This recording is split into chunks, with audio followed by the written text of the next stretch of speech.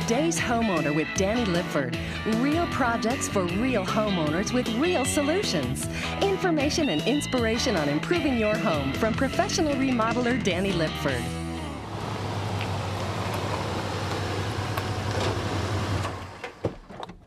Hey, we've got a great project for you this week, and it's one that you may have considered at your house, maybe even undertaken, kitchen remodeling. It's one of the most popular projects out there.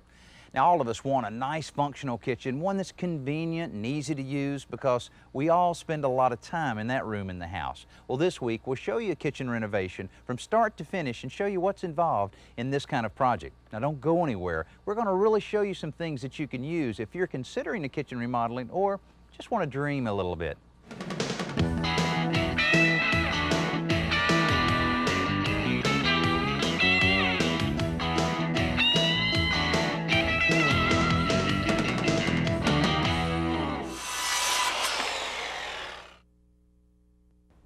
Welcome back to the show. Now, at first glance, you may wonder why these homeowners would want to remodel this kitchen. It looks fairly good, but after living here a couple of years, they realize there's a number of awkward areas in the kitchen and a number of things they want to upgrade. One of the first things we'll be upgrading is the countertop. It's a laminate countertop. We'll be replacing it with a granite countertop with a little bit of a darker color. That'll make a big difference. Also, on the cabinets, we'll be removing all of the cabinets and replacing them with a raised panel door design and concealed hinges. Also, the homeowners are tired of the white painted cabinets, and a lot of homeowners are because over the last 10 years, that's about all we've installed, either white cabinets or painting existing cabinets white. They'll be going back with a glazed finish on the new cabinets that really is going to look good. Now, another thing, they're changing the double bowl sink to a triple bowl sink. Also, over on this side of the kitchen, they're replacing the combination cooktop and oven with a range top that's a downdraft. Now, it'll be located right in this area, and you can see on the plans here of the finished layout of how it's positioned right where we're basically sitting. And then the downdraft venting that's necessary will go through the cabinets right on to the outside wall. So anytime you're positioning a downdraft range, you need to make sure you can get to that outside wall fairly easily in order for the downdraft to work as good as it should. Now, we're losing the oven, we're losing the microwave. They will be combined and positioned in one unit right over on this side of the kitchen. It's still a close distance from the sink as well as the range top, so this is a good area for it. Now, another thing the homeowners wanted is just more cabinet space in general. In order to achieve that, what we suggested is the removal of the fur-down or soffit area. Now, this is a very common request we get as a remodeler to gain that space that appears to be of no use at all. But in this case, on this side of the kitchen, we actually cut the holes and found heating and cooling ductwork that was positioned there that goes all the way down throughout the kitchen to service the heating and cooling needs of another room. Now, we won't be able to eliminate this one all the way, but we're working with our heating and cooling contractor to reduce the size of that ductwork so that we can still raise the cabinets up, taking them from 32-inch cabinets up to 52-inch cabinets. That'll make a big difference. Now, one other little thing that homeowners really dislike, and you may be dealing with the same thing in your kitchen, is how the refrigerator sticks out beyond the face of the cabinets. Now, there's new designs in refrigerators now that are a little more streamlined, but the way we'll be handling this is to actually fur the cabinets out from the wall that'll create a recessed pocket for the refrigerator to fit into. That way it'll be nice and flush along the front of the refrigerator as well as the cabinetry. Now, you may have a closet in and around your kitchen like this that's being used just like the homeowners are using this one for a pantry area. Now, you'd be surprised at how much more space you would have for those canned goods and food supplies if you had 4 inches of this wall and 4 inches of this wall, 8 extra inches. Plus, with the cabinetry approach to the pantry, we can put in the can racks, we can put in the roll-out trays, the tilt-outs, all the bells and whistles in order to fully utilize this space that's available. So that'll make a big difference. Now, something the homeowners decided to do kind of right at the last minute is to try to correct some problems they have in this area. This is where we have a little hallway that goes out into a den area, then a very small laundry room, and a little half bath. What we've decided to do is to close this door off, remove all of these wall sections here so that this all becomes one big laundry room. Then relocate the pocket door that's on this side to the other side of the bathroom. Then we'll install a door here that'll swing this way so that when you walk in from the breakfast area to the laundry room, it's one large area. Also, since the kitchen cabinets are in fairly good shape, we're going to use sections of those cabinets and install them in the laundry room to really maximize the storage space they have available here in the laundry room. But it does present a problem. How do we get from the breakfast area out to the existing den? Well, stay with us and I'll show you. Now, it may not look like the same room, but this is actually the kitchen we looked at earlier in the show. A few days of hard work, a little bit of noise, and we have an empty shell to work with. Now, it may seem a bit excessive to remove all of the drywall from the walls, but we had so many electrical wires, plumbing lines, and air conditioning ductwork to relocate, it just made economic sense to completely remove all of the drywall instead of having to cut little patches for the mechanical contractors to fish all of their wires and piping through. Also, the end result will look a lot better. The demo itself actually went a little slow because we're trying to save as many of the old cabinets as we can so that we can reinstall them in the new laundry room. And these were nailed in place rather than being screwed. Our crew removed them one at a time with the tops in place. In some cases, they were nailed so well that we had to pull the nails from the inside one by one in order to free the cabinets from the wall. Next, the guys attacked the fur downs and the walls that needed to come out. Now, the homeowners like the ceramic floor they have, so we're planning on using this in the new kitchen. So we're protecting it with some carpet scraps. Now, if you're doing any kind of remodeling in your house and you have access to old carpet, it's a great way to protect the floor while all of the construction is taking place. Now, they have a few of the extra tiles that we could use to fill in a few of these floor voids where the old pantry closet was removed. But instead of that, we're having our cabinet maker create the cabinets large enough so that it covers all of the floor voids. Then we'll have the extra tiles if we need them anywhere later on in the job. Now, I left you hanging a little earlier about how we're going to get from this area into the existing den, since we've cut off the access hall by expanding the existing laundry room. Let me show you how.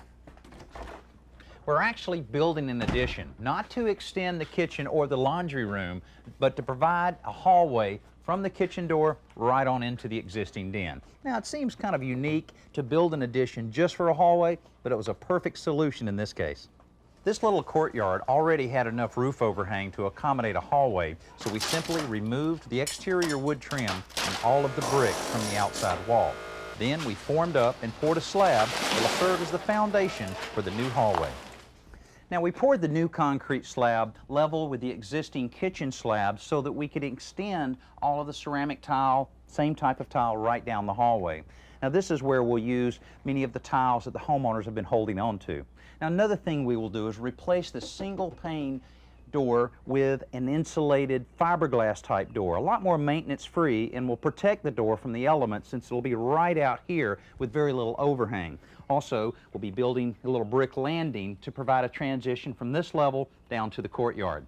Now, another doorway that we'll be working with in this area is to provide access into the existing bathroom that's on the other side of this wall area. Now, this access to the bathroom will be perfect because it's close to the kitchen, close to the outside, and close to the den. So this is working out great.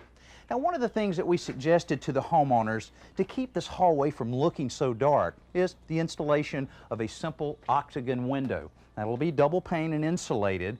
It'll be about 2 foot by 2 foot, but it'll provide a lot of light coming right into the hallway, not only providing natural light in this area, but breaking up this long wall that'll be very visible from the courtyard side. Now, of course, this doorway going to the outside, we will also enlarge this area as a cased opening so that the light coming in this door will go right in to the breakfast room and the kitchen area. Now, in just a few minutes, we'll be putting this kitchen back together. Now, this wall looks like it's always been this way, doesn't it? Well, that's exactly what we were trying to achieve. Our brick masons used a lot of the old bricks that we removed from the original outside wall and used them here on the new wall that's 3 feet further out than it originally was to create the hallway we looked at earlier. They also use some of the old bricks to tie back in the steps to the adjacent doorway. Now, once these are painted the same color as the original house, really going to blend in well. Now, if you're painting any type of masonry, whether it's brick or block around your house, you need to let it dry at least 3 or 4 weeks so that all the moisture evaporates out of the mortar and the brick, so that when you're applying your paint, it'll really soak in. You won't have any peeling problems. Now, inside is also taking on a different look. Now, the new door we installed will accomplish something the homeowners really wanted. Plenty of natural light in this area. With a full glass panel will ensure there's plenty of light here in the hallway as well as the breakfast kitchen area. Now, I mentioned earlier in the show about a doorway that we were going to install in this wall to provide access to the existing half bath. Now, this is a pocket door, so the door itself will be installed later, and the other side of the bathroom has all been closed off so that the only access to this bathroom will be through this hallway. Now, this door, a 6-panel wood door, will go here, leading out into the existing den, and more natural light with a little octagon window installed. Now, in the kitchen, a lot of things are taking place with the installation of the new cabinets, and the cabinet installer started with all the overhead cabinets, and they're about to install the big pantry cabinet that'll go right in this area. Now, you may remember earlier in the show we talked about glazed cabinets, and these are actually painted. The reason for this, we've decided to have our cabinet maker apply the off-white color on the cabinets, and then the glazing will take place later in the job. Now, with a kitchen this size, there's a lot of cabinets to install. With a large cabinet like this pantry unit, it's crucial that the box be level and plumb before it's attached to the wall, because the other cabinets on this wall will be installed using this as a starting point.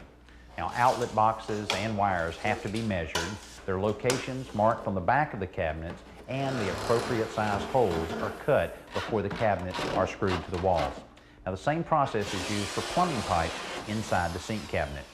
Now, with several installers working together, the cabinets go in pretty quickly. Now, with the cabinets being completely installed, we were able to turn to our specialty painter, Dee Griffin, to start the glazing process. Now, Dee worked closely with the owners to choose the right color of oil-based glaze. But as he told us, the technique to apply the glaze is a very individual thing.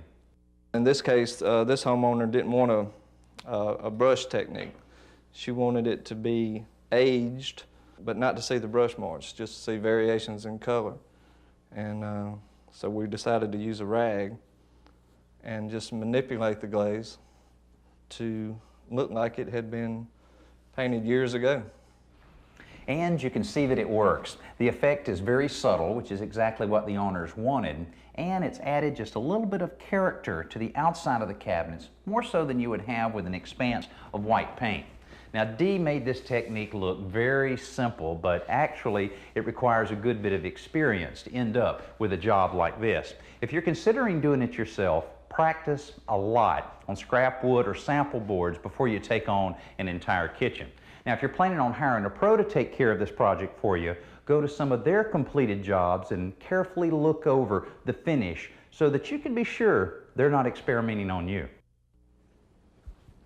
All the pieces have come together to really form a beautiful kitchen. The granite countertops were installed just a few days ago and really adds that finishing touch. Now, along the way, a few changes took place.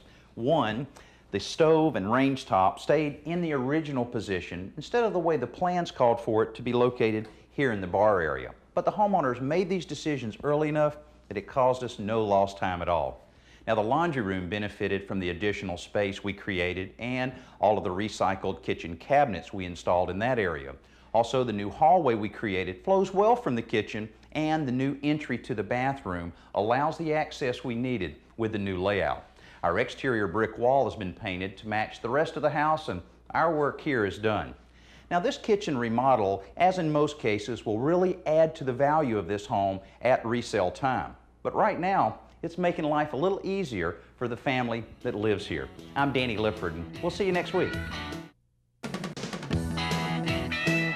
Get Get ready to review your fix-it list as Danny and home repair expert Joe Trewini show you this week's simple solution. So you're finally getting around to painting this side of your house. Well, I waited as long as I possibly could for you, Danny, but today is such a nice day, I thought it'd be a good time to start on this end. Now, I see a lot of homeowners using extension ladders to paint the higher areas of their house, and I also end up seeing a lot of spilled paint. There's, of course, a number of accessories that hook or clamp to the ladder to hold a paint can, but I've got a feeling you've got a better idea. I do. The problem with those accessories, first, they're pretty expensive to buy, and also they don't work on every ladder, so you might be out of luck anyway. Here's a really simple tip that works great. Just took a wooden dowel, and I cut a notch in each end.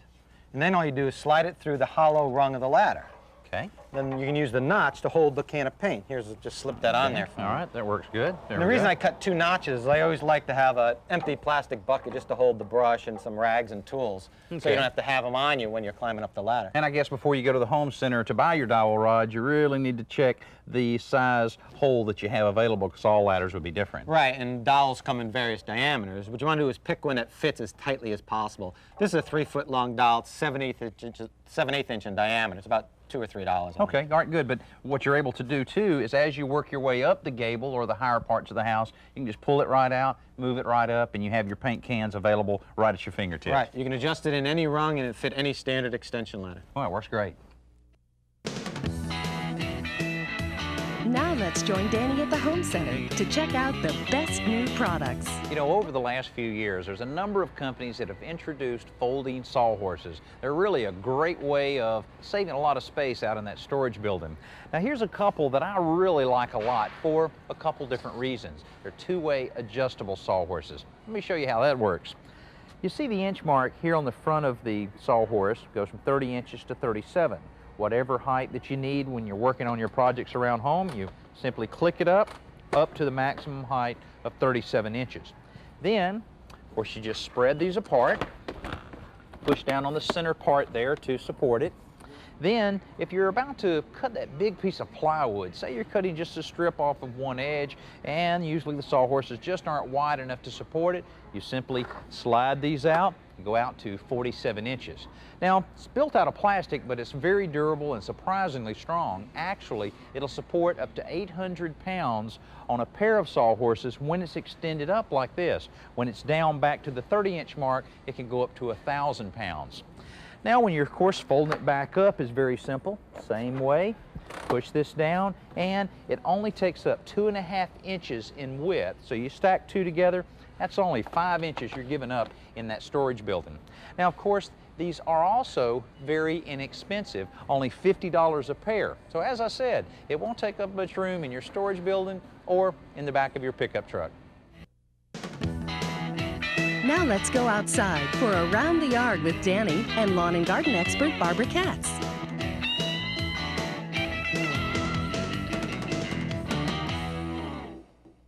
I love those natural remedies to problems that you commonly have in the garden.